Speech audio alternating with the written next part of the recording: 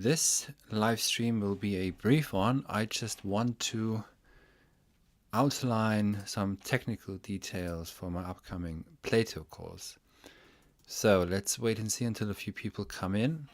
The last couple of times I introduced more or less what the course will address philosophically, but this time we're just going over some of the technical details and the questions that I've received. So if you have any questions on what the course will look like when you're actually enrolled, then this is the best time to ask that question. I thought I'd do a live stream because that allows me to address all these questions in one. Okay, and at once. The one and the many.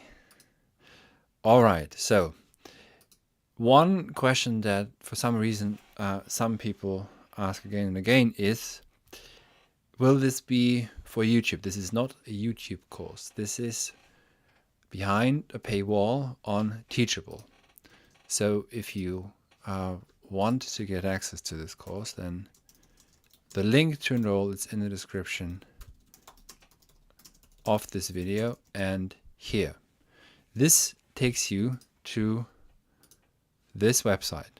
So I'll just describe this now. This is Teachable. It's a platform that we use to upload our courses. I'll show you what this looks like on the inside. Now, when you enroll, you get access to 10 video lectures plus the audio files and the lecture notes as PDFs, which you can download and print out. And the access is indefinite, or what the marketing people call lifetime access. But this will always be behind the enrollment page. So this is not to be made public and will not be made public. So for any enrollment, you always get the 10 lectures plus a bonus lecture of about 1.5 hours, which is also not publicly available. So another question that I get, which maybe I should address right now, is what's the best way to support the work on this channel? Well, one of the best ways is to enroll in any of my courses. There are plenty more. You could enroll in my German Idealism course, one of my Heidegger courses, my Nietzsche course, and later in this year, Aristotle and Kant, and my Baudrillard seminar, etc. But now is the time perhaps to enroll in Plato's Republic if you've always been meaning to read this course. And I'll get to your questions in the end, except if they maybe fit well with the flow of this. So let me describe what happens when you enroll. When you enroll, for whichever tier, whichever study option, this is what you see. So this is the welcome lecture, and these are the 10 proper lectures here, okay? So in total, 11 videos. Now here we are. This will take a bit of time. Let me just turn off the audio here. So this is the first lecture. As I mentioned, all recorded in Athens and in Delphi last October. And so this is the video file. You can also put this on a bigger screen. You can listen to the audio here. Kateben. So I don't know if I you can walked hear that. down. You can hear a bit of Athens in the background. And so this is what the lectures look like on the inside. You will also, once the course properly starts, there will be a mention here with every lecture which sections precisely to read. So for example here, Plato 1 is book 1 and 2, and then the Stephanus Pagination 328 to 373. This will be mentioned for every single lecture. So if you take this on your own, then you can just follow along. You'll know exactly what to read, which books to read. Then you listen perhaps to the lecture first, do the reading, take some notes. This is also a question that I often get. How do you best start preparing for philosophy? That's quite difficult to respond to, because there's not really that much that, if you can read and write and you've read a bit, then there's nothing that stops you from going to a thinker such as Plato, just as you can only learn to swim when you actually swim. So the best thing then to do is, once you're enrolled, if let's say you take only the lectures, you follow along the lecture. The lecture will give you hints at and explain some of the most important philosophical themes. It's not a repetition of what Plato has to say about this is the role of women, this is the role of men, this is what children do. Anyone can understand that. The philosophical questions that arise in the Politeia, that's what is significant here. So, and as this question, even though I've addressed this a couple of times, let me just say this again. The main issues, just to have a few, just to get a notion of what we'll be discussing, we will discuss the notion of justice, dikaiosyne, and here we have a question from Milo May, which fits in well here, which is how much ancient Greek will be covered in the course. This is not a course on ancient Greek, so you won't learn ancient Greek. That much should be obvious, but it is a course on ancient Greek philosophy, which means that we have to address the original ancient Greek. You don't have to know ancient Greek. If you can't read Greek, that's not an issue. But I am working with the original Greek, and I am providing throughout the lectures, I'm using Roman letters for that to make it accessible to everyone. But I will be addressing the original Greek here and there, try and provide my own translations, especially of the word eidos, which is usually translated as form, or also of the word dikaiosyne, which is usually translated as justice. But as we shall see in the course, justice is perhaps not the best translation. So the ancient Greek will be very important, but I don't... it's not a requirement that you know ancient Greek, and you won't be going away if you don't know ancient Greek. You won't be able to read ancient Greek texts. If that's what you desire, then you need to take an ancient Greek course. That's not what a philosophy course can give you. But without the ancient Greek, one cannot read Plato or Aristotle or any of the ancient Greeks. So, yeah, just to say the obvious, I will only respond to questions that are on this course. And if you have any questions on how to enroll, etc., that's what I will be responding to. I would always recommend John Burnett, still the Oxford edition, the original one. So let's go to... Let me double check if everything's looking good. Yes. So what will be... So if you have questions specifically on this course, then raise this question. That's the only question I can respond to. And perhaps this is also a good time to say this. You don't just get, if you enroll in this first tier here, self-study, that's the lectures plus the bonus lecture. But for a broader discussion by seminars that I lead, 10 seminars in total, 6 to 8 p.m., from Saturday the 20th of January onwards until the 23rd of January. That's 1 to 3 p.m. Eastern Standard Time if you're in the US, or 7 to 9 p.m. Central European Time if you're on the continent, except for Portugal. Then the group seminars are really for you. If you can make at least, let's say, 5 sessions, then that's for you. We record all sessions. If you can't make it to one of them, then you can just listen back to the recording during the week, and you won't have been there, obviously, but if there's any question, any issues that you have, just come next week, you ask the question, and we can then, so you won't miss out that much. That's for you then, group seminars. If you can make at least 5, I think that's for you. This will also give you the chance to write a few short essays. Of course, the discussion will be a bit broader. So we won't just stay maybe with Plato. If you want to go and expand a bit, we will have to bring in Heraclitus and Parmenides as well. So this will all be discussed also at the seminars.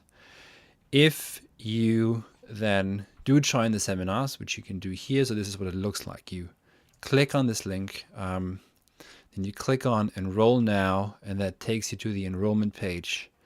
And once you're in, you'll get an email from me about a week before the first seminar with all details. We use Zoom, so we'll be meeting over Zoom. I will be sitting here for the most part, except when I'm traveling. And the seminars, maybe that's something to be discussed, is to quote from one of my students here, is everything university should have been but wasn't. Actually, that's what most people have said so far who went to university and tried studying philosophy at university. So you'll find these seminars are very lively, they're not very academic at all. We're trying to figure out the text without already knowing everything and everything being already clear. We don't consider any secondary literature. So if you want to read the newest paper on Plato, if that's not the place for you, then you should stick to standard academia. We'll just be reading the original text without the pretense of knowing already what's going on. We don't. We read this text, we try to read this text as if it were totally foreign to us. So that's the group seminars. You'll be meeting other people. So what happens in the seminars? Full 2 hours, so 20 plus hours of seminars. At the final seminar, you can present your own work. I can also mark short essays. I'll mention this again at the seminars, actually in between if you're working towards something. Short means 500 to maximum 800 words. That's the maximum I can look at. And you can see some of the examples of the pro seminar here on my channel. Just look for the playlist pro seminar so you see the different courses we've offered. The most recent one would be on Oswald Spengler's The Decline of the West, where you can hear some of the student contributions. So if you can make it to that one, to the seminars, that would be great, and we can actually have a discussion. I understand that some people can't make it time-wise, so this perhaps is best for you. But also, to say this again, if you enroll, if you want to support the work on this channel for this year, then consider this a subscription to the channel, and this helps me keep the lights on and provide me with bread and wine, because as you know, in Greek philosophy, the dialogues, they were mostly drunk, weren't they? Symposium meant to drink together. So if you want to come and drink wine and smoke a cigar in the comfort of your home during the seminar, so that's absolutely fine as long as you're not completely drunk. I used to drink quite a bit during the seminars. I no longer do that, but we all get older. So that's the seminars. Now, if you have a longer project, perhaps you're writing on something, or you've got this idea for a book or a paper or an essay, or you want to get active yourself in the online sphere, maybe you're starting a Substack, or you are thinking about putting out your own philosophy videos, etc., etc., anything of the sort. So I've had playwrights, professors of mathematics from Berkeley, a wonderful gentleman, and many people actually in tech and lawyers and creatives of all sorts who come and take the additional philosophical dialogues. This time you can choose from either 5 sessions, that would mean that we meet every 2 weeks, or 8 sessions with me, which would mean that we meet in the beginning every 2 weeks, and we intensify it in the end. And with this you can think of those as sort of your meeting with your PhD supervisor, if you like.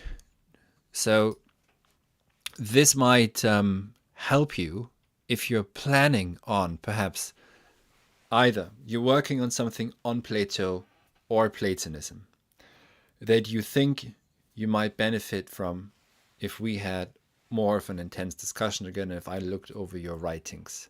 I can also help you structure your writings. I've written quite a bit, not just only my many lecture courses here, which are all, most of them are written out before I record them. I've published a book with Springer. If you don't know this, perhaps it's a book on Heidegger. I've published articles in English and in German. I've given talks in Italian, German, and English, and lectures. I'll be speaking in Cambridge on the 19th of February. I've been invited to give a talk on Plato's relationship, on Plato and his relationship between mythos and logos. So that's on the 19th of February. I think this one will also be, there will be a Zoom link for that one that people can sign up for. I will make people aware of that once that's all firmed up and it's live on the website of the Center for the Study of Platonism. So I have been writing for many, many years. I know how to structure something well. I know how to begin to write, which is most often the worst part. I know what to leave in. I know what to leave out. That's the art. The art is with most people is what you leave out. Not what you put in, but what you would leave out, because it gets too long and it gets way all over the place. We need to.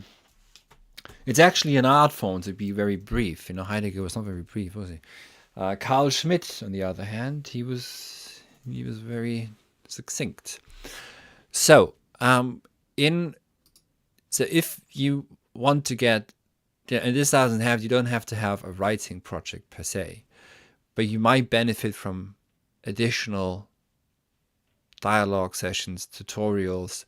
We could also just read the text together line by line. We usually meet for about 60 to 90 minutes. And so that would be for you. You click on here, either 5 or 8 sessions, and then you click enroll now, and it takes you to the enrollment page. And then I'll be in touch again about a week before we meet for the first time. So let me point this out again. If you, by the way, here I am. This is in Athens. This is in Plato's Academy. So if you have any questions, by the way, specifically on this course, and only on this one, on Plato, then raise that now in the chat and I'll get to it either when it fits or at the end. Seminars begin on Saturday, the 20th of January. That's in 13 days. I think, so we currently have about, 8, maybe 9 places left in the seminars.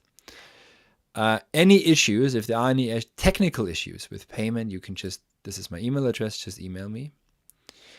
So what we'll be discussing? We'll be discussing Plato's notion of justice. As I mentioned before, we'll be retranslating the word dikaiosyne. We'll be looking at the education, or the periagoge, and the paideia of the philosopher kings.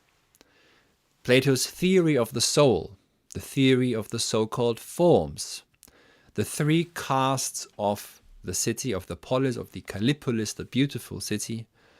Then, of course, Book 6, the analogies of the sun and of the lion, as well as the myth or the allegory of the cave.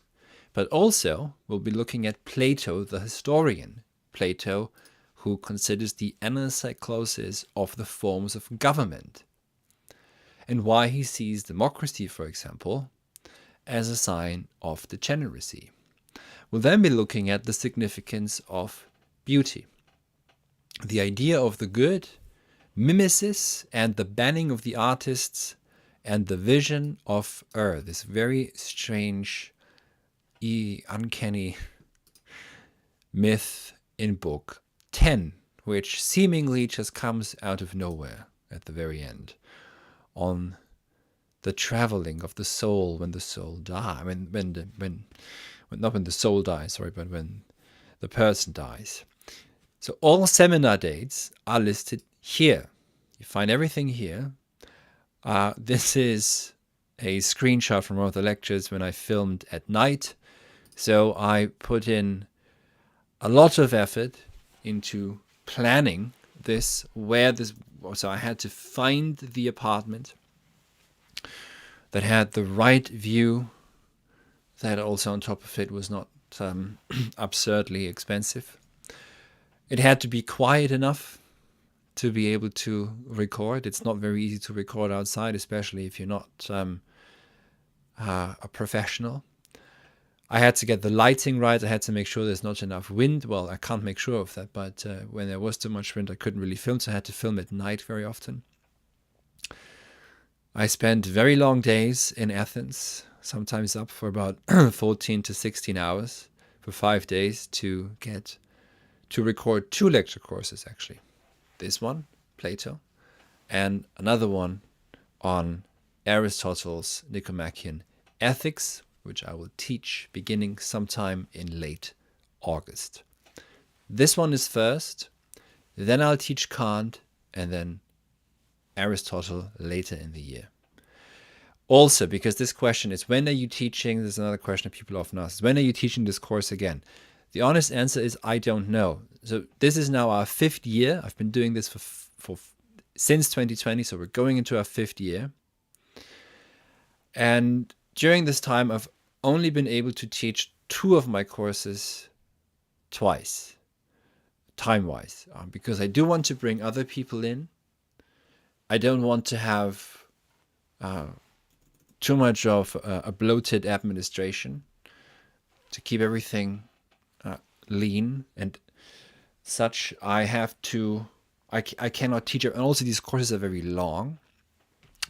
So it's likely that if you want to take the seminars, then now is the time to sign up, and not any other time, because I cannot know if I'll be teaching this again. Certainly not next year. Maybe again in 2 or 3 or 4 or 5 years. But then it will be a different course too. So I'll have to go back to Athens and rewrite everything beforehand. By the way, so another question is, by the way, so if you have questions, ask it now. I'll get to it in a second. So you will have, so another question I always get, I think I answered this before, but people are coming in and out. So will I have access to the course materials after the course? Yes. No matter which tier you sign up for, you'll have access indefinitely. As long, until the end of time, for all eternity. God knows what will happen to the internet, but as long as we go, you will be having access to this, and you can listen to these lectures again and again. So this actually gives you the opportunity to maybe go along with the course, do some of the reading, listen to the discussion. Students are different. Not everyone has to participate in the discussion. You can just listen to everyone. Then you come back in. So you come back in and you read the text again. You listen to the lecture again. Every single time you'll hear something else. You can come back to it again and again. Nicholas, please send me an email about this. I think you need to say a bit more. I don't entirely know what you mean. So all lectures at this point should be available to you. And if for some, they're all published. So maybe you can rephrase what you mean. The Nicholas is enrolled. So anyone who is enrolled, you will get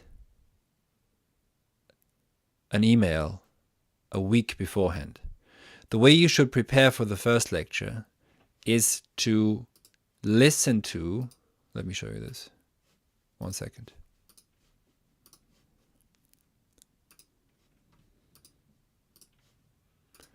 So this one here,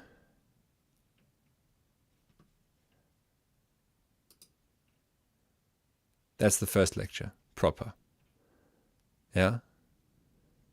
So this is what we will be discussing at the first seminar. The best way to start is to start reading books 1 and 2 of the Republic. And if you have time and you're already enrolled, the best other text to read from Plato, don't overload yourself. So this is another question we always get is, what about secondary literature? Don't worry about secondary literature. Read the original text. Opinions don't matter of scholars. And to prepare for this text specifically, what might make it more accessible is to read the Meno dialogue. Meno. Plato's Meno.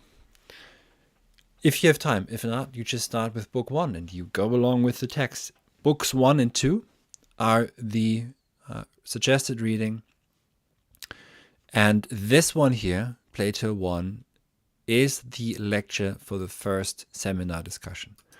And as always, everyone who's enrolled will get, at least everyone who's enrolled in the seminars and higher, will get an email a week before the first seminar on how to prepare for the first seminar. And then we'll keep this going for the entire 10 weeks this way. And Harris, as always, thank you very much. Something for the great effort and for this great opportunity. Kateben ches eis peraya. Thank you. Yes, I butchered their pronunciation, obviously.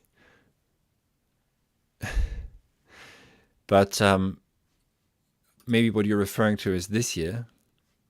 So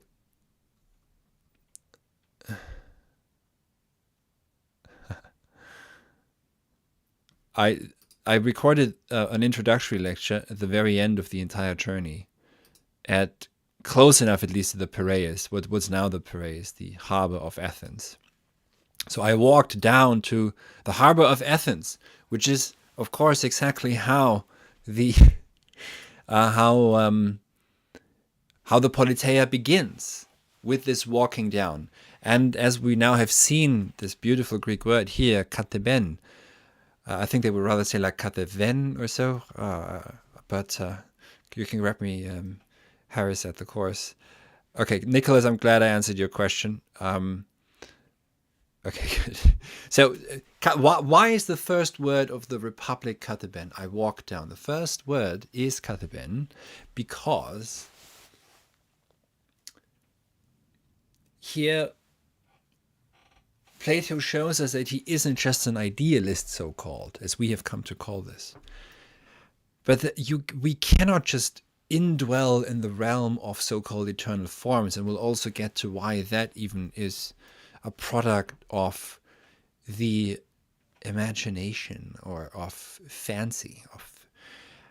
And rather, they need to have weight in the appearances. And we will find again and again the movement of katabasis and anabasis, katabasis and anabasis, of walking down and walking up throughout this text. So I would also like to stress that at this course, just in terms of its content, there's something striking about Plato. Plato is either just the rational Plato, but then he's not the Plato of theomania, of divine madness, or of mythos. Plato was a myth maker. Plato is we know the so-called myth of Atlantis from Plato, for example. We I would consider the cave to be a myth, the allegory of the cave. And we'll get to what I mean by myth at the course. Now, even perhaps, of course, the noble lie, this origination story of Athens, that's to a certain degree a myth, but it's a moralizing myth. Yeah. Now, the Plato, who is the metaphysician, as we would call him perhaps today, is rarely brought into dialogue with the Plato who is a historian. But we cannot really separate that. And I also make a point of calling this course Plato's Republic or Plato's Politeia, rather than just the Republic by Plato and Socrates in dialogue with etc. etc. So I do think that this is mostly a work by Plato and not so much by his teacher Socrates. In any event, those were some of the most important questions. Who runs? Okay, another question: who runs seminars? To say the obvious, I run the seminars. I lead them. So there's no teaching assistant. I'm my own teaching assistant. I think there's nothing. It's actually a bit sad that very often professors teach the lectures, but then don't teach the seminars, because in the seminars, that's where the magic happens.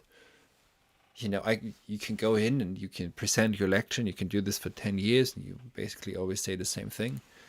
But at the seminars, at these intense seminars where people throw questions at you and they come up with something completely strange, precisely because they haven't read any secondary literature, precisely because they're not trying to impress anyone, or they don't need to get a good grade or anything. They're just, people come simply and purely because they want to read these texts. They're looking for something. And obviously I cannot provide answers to the life's questions, and maybe these texts cannot even answer them, and they shouldn't answer them in a propositional formalistic way, but they can point us to something. And this makes the whole difference, I think, between a standard university and such an independent academy or para-academic institution, however you want to call it, as mine, is that there's ultimately no other reason for coming than the reason of scolaire, which is the word where we get school from in the first place, usually translated as leisure. By the way, we will learn why Athens is built on scolaire. So the Callipolis, the beautiful city, is built on scolaire, in opposition to Atlantis. So I will really try and present the whole Plato, not just the Plato who develops dialectical logic and diaresis, etc., but rather the Plato also who writes great myths that influence us to this day. The cave is perhaps the most prominent one. His myth on writing, the origin of writing that we find in the Phaedros, might also be perhaps of significance. We could also talk about that. So at the seminars, there should be enough space. The main focus, obviously, is the Politeia.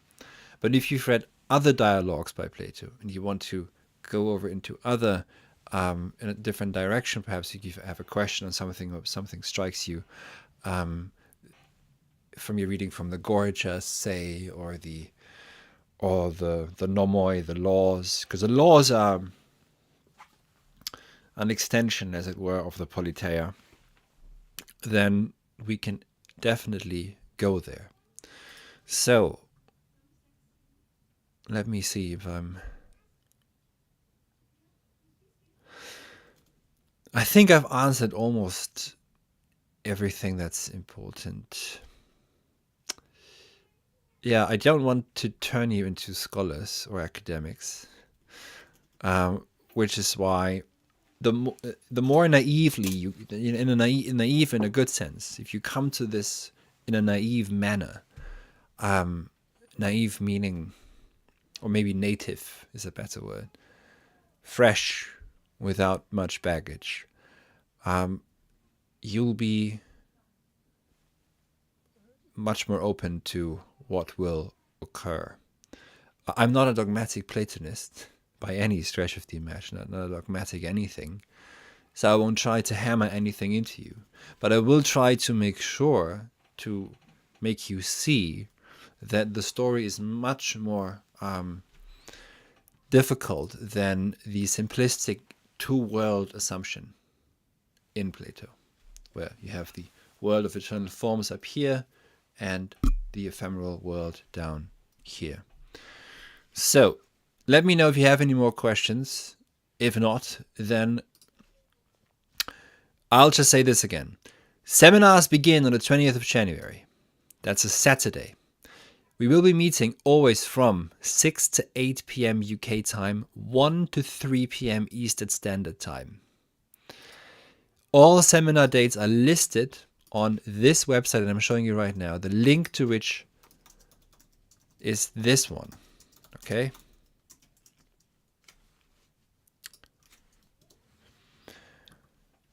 So all seminar dates, everything is here. If you, let's say you have time, you couldn't make it just for time reasons to the seminars, then this is for you.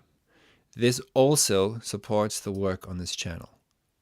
Again, people ask, how can I support the work on this channel? The easiest and best way is to enroll in a course and you actually get access to the lectures. If you have any issues, technical issues, you need to send me an email. The email address is here. Because sometimes for some reason this doesn't work.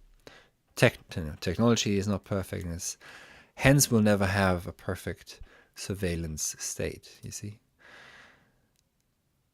So, here, group seminars. If you can make at least 5, this one is for you, but you have to enroll now. There's less than 8 available, I think, at this point. If any session you can't make it to, not an issue. You can let me know. You don't have to. We record every seminar, and you can then just listen back to what you missed, and you won't be missing out much. The seminars look like this. You come in, you've listened to the lecture, you've done some of the reading or all of the reading or even more, and we start discussing the questions, the issues that have come up for you. So usually we'll start with either a brief introduction by me or a question from one of you. Then we'll send you off to breakout sessions. And the breakout sessions are about, we'll do maybe 15 minutes, 20 minutes. That's with 3 to 4 people in each group. But also, you won't just be discussing a question. Sometimes we'll have you read a section in Plato. So I'll choose a section, which maybe is a page or 2 pages, so that you learn to read together and to read properly, to take your time in reading. Because very often when we read, we don't actually read. What we do is we look for the information that, this is the issue with Wikipedia and all of this nonsense, Wikipedia and secondary literature. We look for the information that corresponds to the preconceived notion that we already have, and this then corroborates what we think we know, and hence we feel like we already know what's going on. But you have to read this in a way that you realize you don't know anything. Oida udeneidos, I know that I know nothing. This is not an ironic statement by Socrates or attributed to Socrates. It's not ironic detachment. This is an understanding that once we read, and it's funny to see it's just about 5 people dropped out when I said this. I never know why people leave, obviously, but it is sometimes quite telling when people leave, isn't it? So,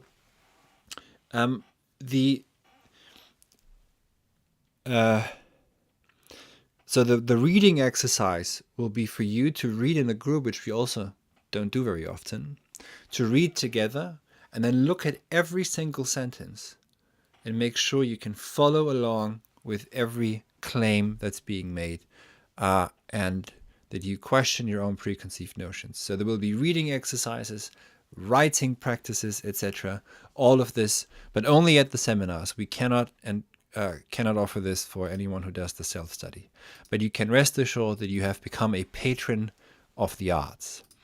If you, however, want to take the opportunity and read Plato even more directly with me, because maybe you have a writing project that I can help you with, or you're working maybe towards building your own online platform of any sort. Maybe you're trying to write something for Substack, or build your own YouTube channel, etc. Then you should take the 5 sessions or the 8 sessions with me. 5 sessions means that we begin meeting about 2 weeks in, and then we meet every 2 weeks.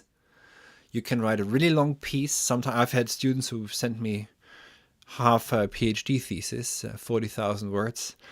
And we go through that together, and I give you detailed comments, not feedback. I don't like the word feedback. It's a cybernetic word. I don't feed anything back to you, not an animal.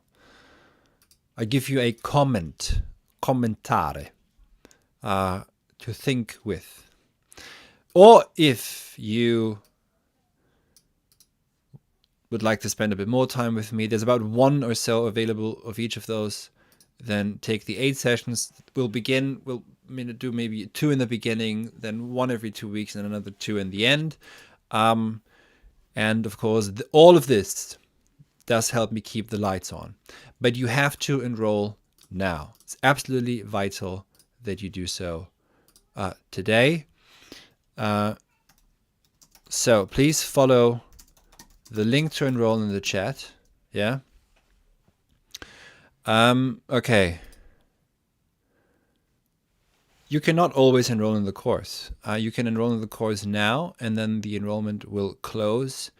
The self-study tier will reopen again at some point, but everything else, of course, will be closing whenever the course is full. So there's a 35 cap for the seminars, and that's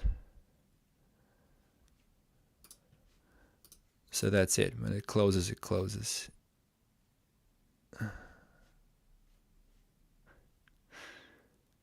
Yeah, okay, so here's someone saying something about someone. So very often you'll find that public intellectuals, etc., they've not actually read anything. And I would say the 2 gentlemen who have been mentioned here are probably both not too different from one another in this regard, in other regards, Don't think for a second that the one of them is more to the other side than the other one. They're both playing the same game. And no, they have not read very much. To quote, what Zizek has to say on Hegel is atrocious. If you want to understand Hegel, do not read Zizek. And everything else Zizek has to say is basically a rip-off of Baudrillard and Heidegger and a few other French thinkers. So yeah, you can waste your time with that, or you just read Plato.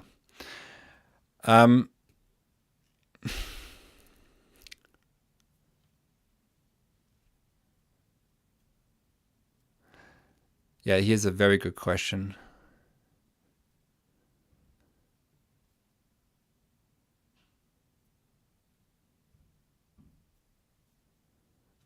A couple of very good questions, so I'm reading up on them. So yes, Plotinus, it's not this, distortion is always such a mean way of putting it. But to a certain extent, of course, I think it's mystifying Plato, and it's corroborating the one as a substance, and at least to my understanding. So that's Here's a very good question. That's something for what is the difference between eidos and essence, ousia, beingness? Is the eidos the form that makes a being what it is? So I think it's good that you bring in for essence, you mention ousia, because you see, this is, so the question itself is already going through different hundreds and hundreds and hundreds of years of translation. So it's questionable to me whether we can actually even just say what's the difference between eidos and essence. Essence is a Latinized version of translations of Aristotle, not of Plato. And ousia, sometimes ousia is substance. Essence, by the way, is totienenai, that which was. That's usually translated as essence in Aristotle.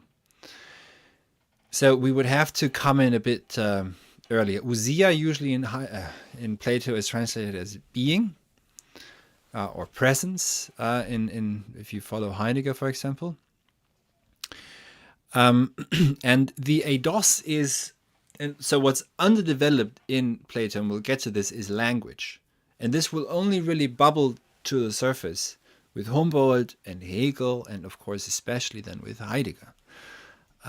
And it perhaps, so the way you put this here, I think this is fine. But we would have to. Okay, so this is very good. No, absolutely not. So it's absolutely not a pattern. Very, very, very clear no. Yeah. And the best translation for eidos is Begriff. Yeah. Concept. We don't have to get spooky here. We don't have to be, oh, it's these forms up there. They're waiting in the other world, or there are these fundamental patterns that we can see repeated everywhere. No. It's something much more down to earth. It's nothing spooky, but you see, it's so much more alive and honest when you actually start thinking. Well, because they were all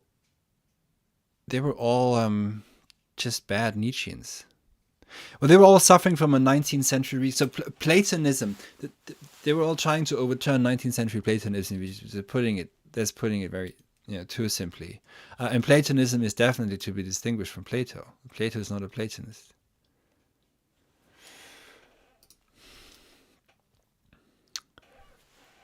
Will we be able to? Yes, I think so. Because so let me read it out.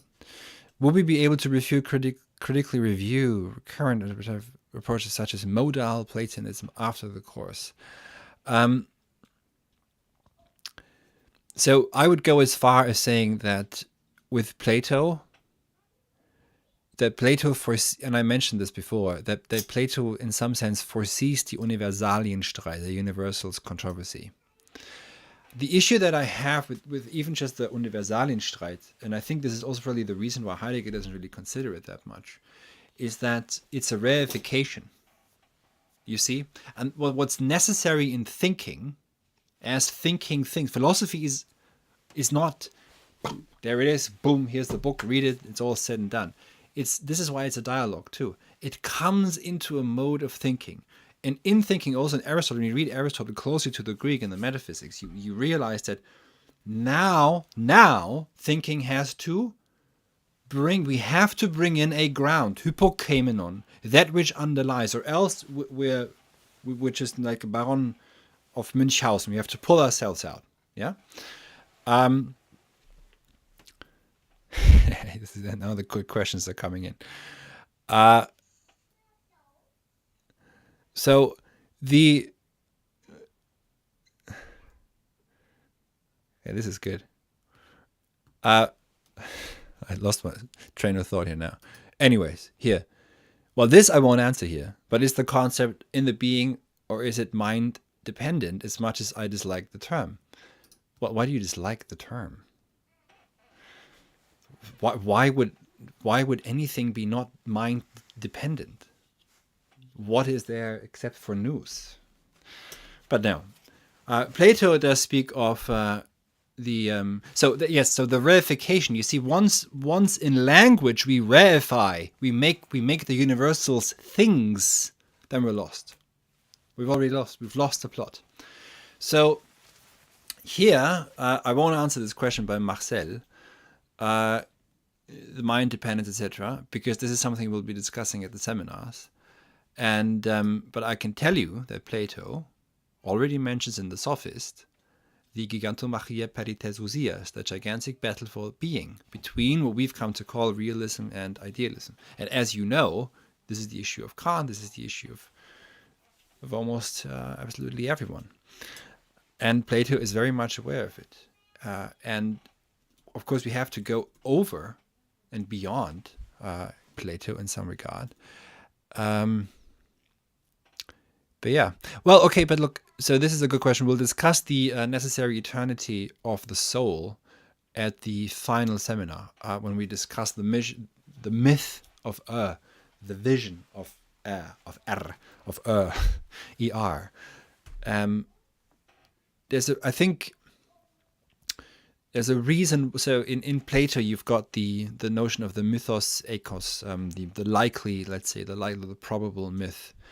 And there's a reason why very often Plato has to bring in myth in terms of just the language that he's not yet, because he doesn't, and you'll see me also sometimes import Aristotelian language, precisely because there's something lacking still in Plato that he cannot quite say it. So, okay, final question. How do you... So I don't rate anything, okay? That's the very first. You're asking it the wrong way. I don't rate. I don't have takes. There's no rating. There's no evaluation. I don't know where this language comes from. But let's just put it this way. What do you make of Nietzsche's caricature of Plato? Well, he's not caricaturing Plato. He's actually he's holding up the mirror so often,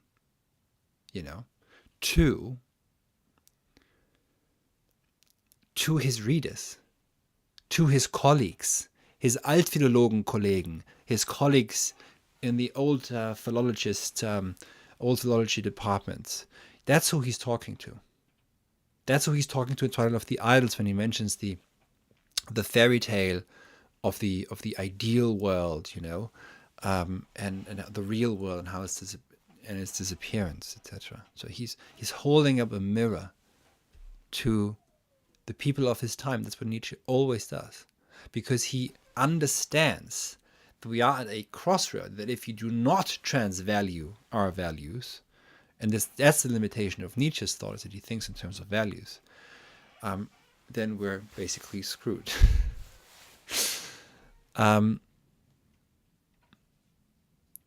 Okay. So this question by Simon was really great on the psyche and on the soul.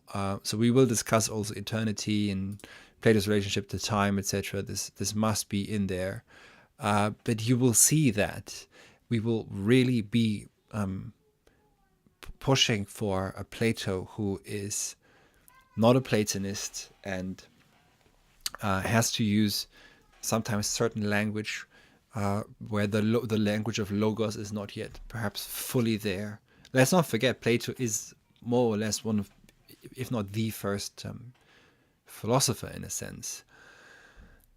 That's not to say that Heraclitus and Parmenides aren't. We would consider them philosophers, but in the sense of knowing exactly what it is that philosophy is addressing. That's really Plato and Aristotle would be, I think, the first ones. Knowing that being and thinking are the same. That's not to say that anything I can think of that pops into my head is. You see, again, that's the issue. And no one gets out of this question. Absolutely no one. So, for example, not even Heidegger. Yeah. I hope that these are really excellent questions. So if you, Marcel, you, Simon, Fitzvik, whoever you are, Milo, I hope that you will enroll Here's a question. Will you ever do a... Oh, sorry. Why is... Sorry, this is... Ugh.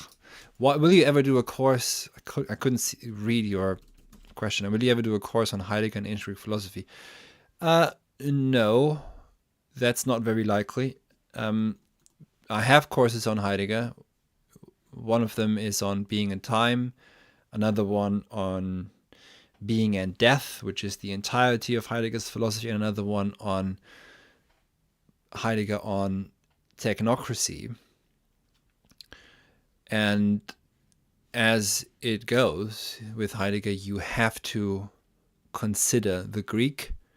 You have to bring in Plato and Aristotle and Heraclitus, sometimes Parmenides. And that is good enough for me. That's, Heidegger has done his work. And it's a very important work. It has, again, its limitations, because very often Heidegger is not rising to the level of logic. He's not a logician. And he can get trapped in picture thinking, to speak with a Hegelian term. And perhaps in these very literal translations of some of the Greek terms, you find oversimplifications in Heidegger that can be very helpful as a heuristic, as a sort of phenomenological approach to something. But they also just, you see, Heidegger is deeply worried about the cave and what it means. But he does not understand that you cannot just stay with the cave. You cannot just stay with the image. Not even Plato stays with the image. Plato does not absolutize the image. I think the cave is absolutely fundamental to understand our time, especially if you read the first paragraph of this book, Edward Benet's Propaganda. If you haven't heard of it, well, you better should look it up. So, okay. I will no longer answer any questions that are on philosophy. I would like to thank you very much, even though Marcel, this question is excellent. I'd like to thank you very much for being here. If you know anyone who wants to read Plato this year, let them know. The time to enroll is now. The link to enroll is here. And I'll say this again. Any more questions that you have, enroll, come, be there, and we can continue the discussion. We won't continue the discussion here tonight. So, self-study, right here. Group seminars beginning in 13 days, 20th of January. That's a Saturday, always from 6 to 8 p.m. UK time. This is here. If you have a writing project, so I lead these seminars, you can ask your questions. The questions tonight, Simon, Marcel, whoever you all are, they were all excellent. So I hope that you can come. If you want to take the 5 sessions with me, that helps me keep the lights on even longer.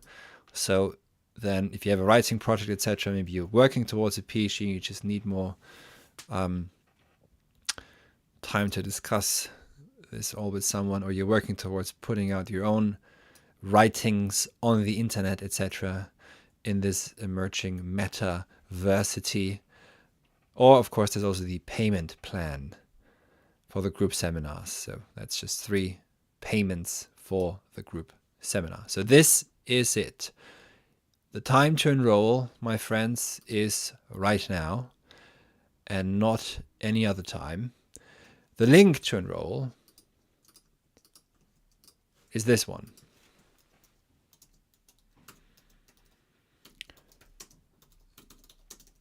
Please share this video with anyone. Share it widely. Share it all over the place.